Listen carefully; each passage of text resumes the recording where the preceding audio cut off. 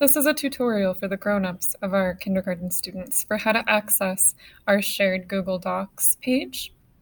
This is where you'll find all of the interactive online assignments. So if you've chosen the online only option and you're not doing the paper packets that you pick up on Mondays, this tutorial will help you learn how to access the online assignments, and I will show you how to create your own document and then turn it back into me. So when I share the link with you, it will take you, if I shared it via email, if that's what you chose, or if you just came to it on our online portal, it gives you the option to open distance learning online documents. So you're going to click open.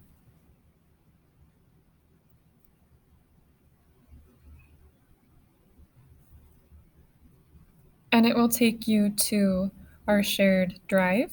So this is where I post the online interactive assignments, and it's where you can access them and then open a document by yourself. So first, I just wanted to show an example document to show some of the features of how you can drag and drop, because some of the online assignments have a lot of drag and drop activities. So we're going to look at this example document first, and then we'll get into how to access the actual online assignments. So when you're here, you probably won't see this example document anymore because I will have deleted it, but we're going to use it just for now so I can show you some of the features of our shared drive. So I double-clicked the example document, and for the example, it's just a table with an image in it. So here you see example document. If this was a real assignment, before you have your student complete the assignment, the very first step is to go up to File,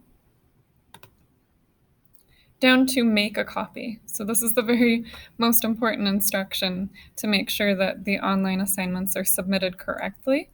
So you'll go to Make a Copy, and then it gives you the option to name your copy of example document. So the way I would like you to name it is I want you to put your student name. So you'll keep the title, but you'll delete copy of, and you'll put your student's name instead. So for example, I'm just going to put student name, but you'll put your student's name.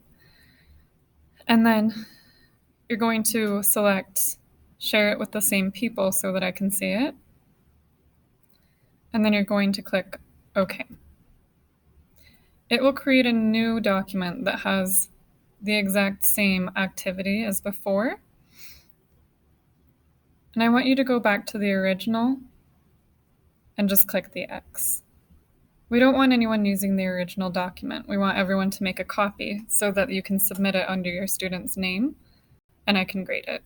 So now that you have your personalized document, I'm going to show you the features for how to actually do the assignments. So a lot of them have drag and drop options.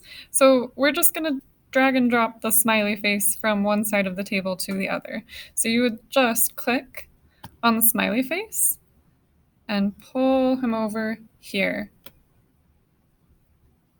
A lot of the assignments are going to have activities where you drag and drop. So I wanted to make sure that this feature was something that you knew how to do, because not everybody has used Google Docs before.